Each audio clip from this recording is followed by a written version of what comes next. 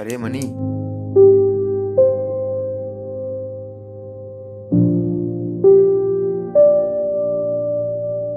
రూమ్ని మొత్తం డస్ట్బిన్ చేసావు కదా.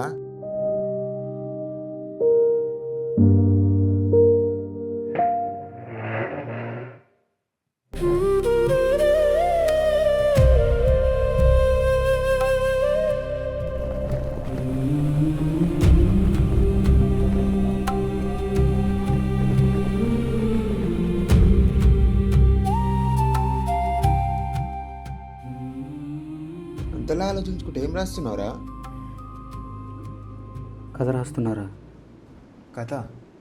ఏం కథ? దేనికి? ఒక పర్సన్ నన్ను ఒక సినిమా కథ రాయమన్నాడురా. నేను కూడా నీలానే ఏం కదా, దేనికి అని అడిగాను. అప్పుడు నన్ను అతను 2 ప్రశ్నలు అడిగాడు. ఏంటవి? What is love, what is life? ఏముందిరా, ఎక్కువ డ్రామా లేకుండా ఒకరినొకరిని అర్థం చేసుకొని బతకడం లవ్ అంటే. ఇక లైఫ్ అంటావా, సొసైటీని పట్టించుకోకుండా సొంత డిసిషన్స్తో బ్రతకడమే లైఫ్ అంటే. సింపుల్. నవ్వుతావేంట్రా? కరెక్టేగా నేను చెప్పింది.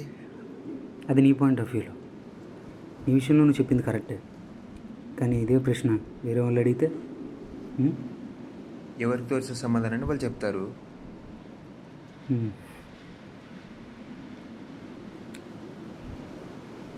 రే శివ, నాకు హెల్ప్ చేస్తావా?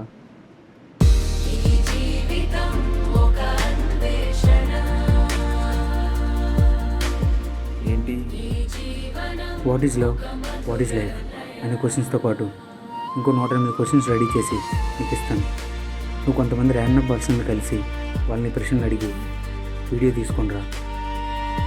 అప్పుడు నేను అతనికి కథ రాసి ఇవ్వాలంటే ఈ లోకం, ఈ జీవితం, అలాగే ఈ ప్రేమ గురించి ఏం ఆలోచిస్తున్నారో నేను తెలుసుకోవాలి.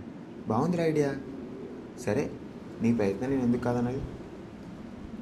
ఇక మొదలెడదామా?